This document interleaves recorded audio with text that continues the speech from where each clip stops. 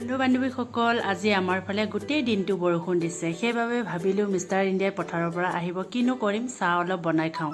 চাহৰ লগত কিনো খাম পকৰাকে খাওঁ সেইবাবে দালি অলপ তিয়াই থৈ দিছিলোঁ এয়া দুটা ডিম মিক্স কৰি দিম তাৰপিছত মই নিমখ অলপমান দি ল'লোঁ তাৰপিছত মিক্স কৰাৰ পিছত মই ইয়াতে ধুনীয়াকৈ হালধি অকণমান দি ল'লোঁ আৰু ধনিয়া পাউডাৰ অকণমান দিছোঁ দেই ভাল মানে ফ্লেভাৰটো আহিবলৈ কাৰণে আৰু তাৰপিছত ইয়াতে মই এড কৰিছোঁ দালিৰ লগত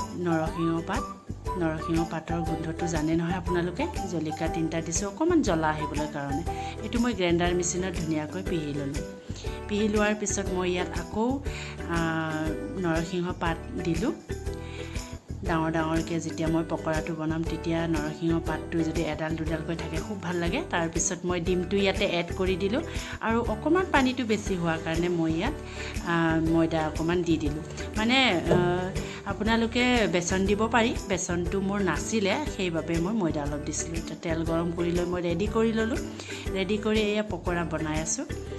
কমকৈ বনাইছোঁ আমি কম মানুহ যিহেতু তাৰপিছত পকৰাটো হোৱাৰ পিছত মই ইফালে গাখীৰ বহাই গৈছোঁ মানে আমাৰ ঘৰৰ লোকেল গাখীৰ ইলাচি দি ধুনীয়াকৈ চাহ একাপ খাম মানে আৰু মানুহজনে পথাৰৰ পৰা আহিছে যিহেতু কষ্ট কৰি আহিছে ন একাপ চাহ খাই পেলাই খুব বেছি ভাল লাগে সেইবাবে মই চাহ আৰু পকৰাটো ৰেডি কৰিলোঁ এয়া মোৰ ৰেডি হৈ গ'ল